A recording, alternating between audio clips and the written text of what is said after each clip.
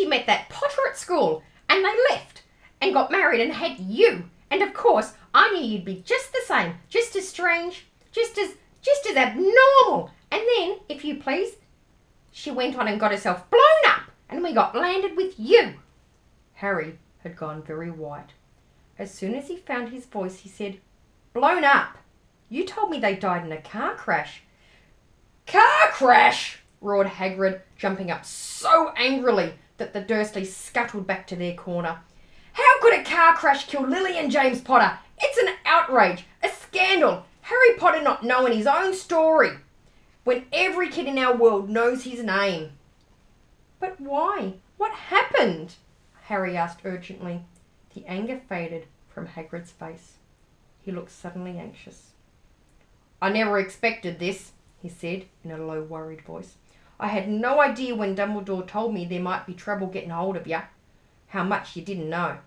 Ah, Harry, I don't know if I'm the right person to tell you, yeah? But someone's gotta. You can't go off to Hogwarts not knowing." He threw a dirty look at the Dursleys. "Well, it's best you know as much as I can tell you. Mind, I can't tell you everything. It's a great mystery, parts of it." He sat down, stared into the fire for a few seconds and said, "It begins, I suppose, with a person called... But it's incredible you don't know his name.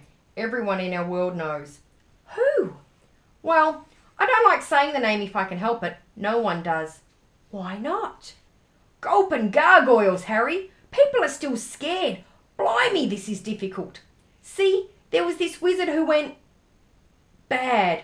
As bad as you could go. Worse. Worse than worse. His name was..." Harry gulped. But no words came out. "Could you write it down?" Harry suggested. "Nah, can't spell it. All right, Voldemort." Hagrid shuddered.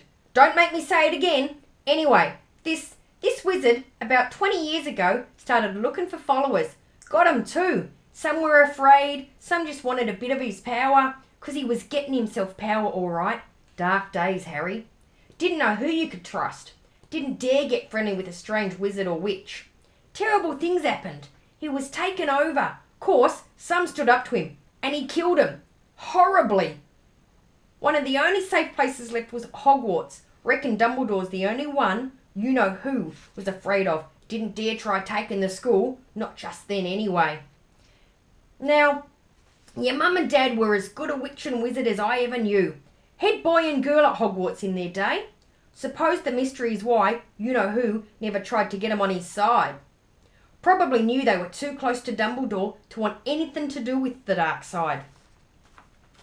Maybe you thought he could persuade 'em. Maybe you just wanted 'em out of the way.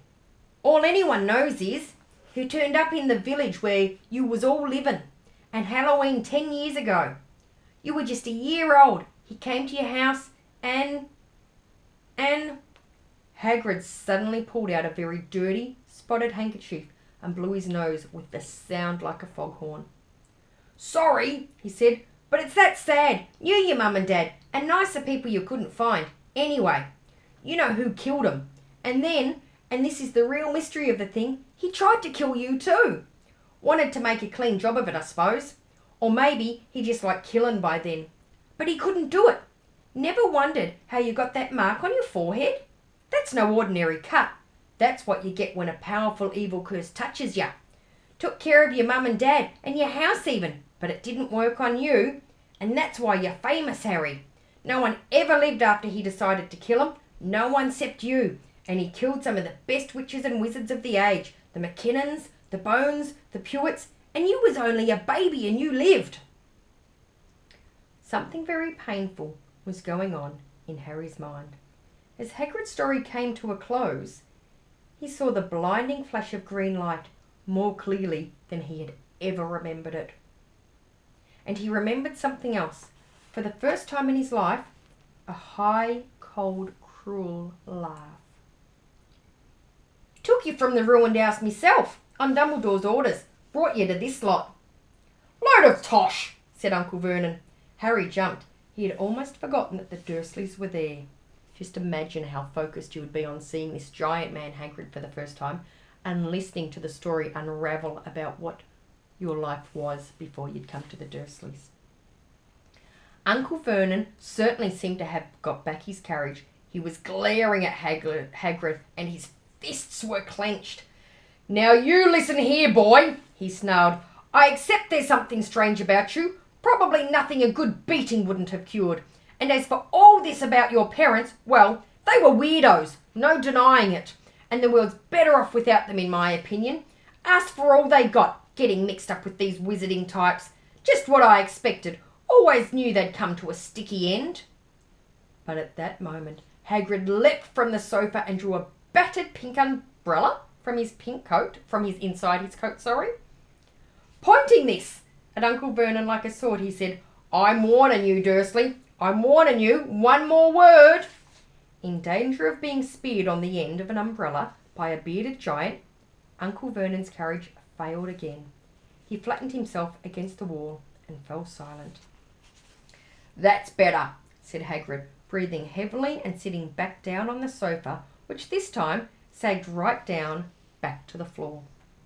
Harry, meanwhile, still had questions to ask, hundreds of them. "But what happened to you know who."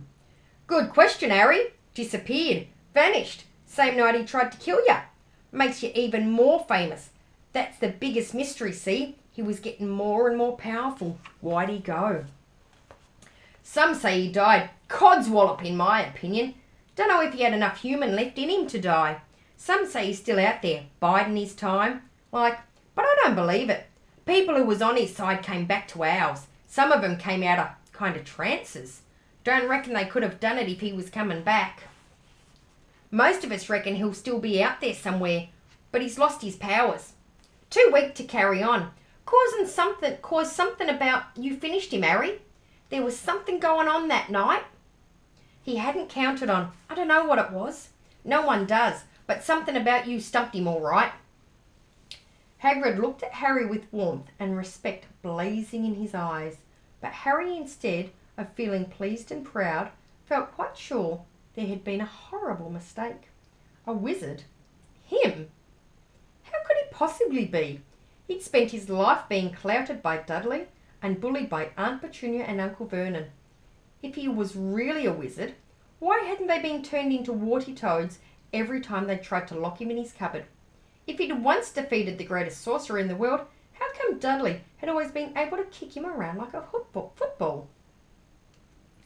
"Hagrid," he said quietly, "I think you must have made a mistake. I don't think I can be a wizard." To his surprise, Hagrid chuckled. "Not a wizard, eh? Never made things happen when you were scared or angry?" Harry looked into the fire. Now he came to think about it, every odd thing he had ever made his aunt and uncle furious with had happened when he, Harry, had been upset or angry. Chased by Dudley's gang, he had somehow found himself out of their reach. Dreading going to school with that ridiculous haircut, he'd managed to make it grow back.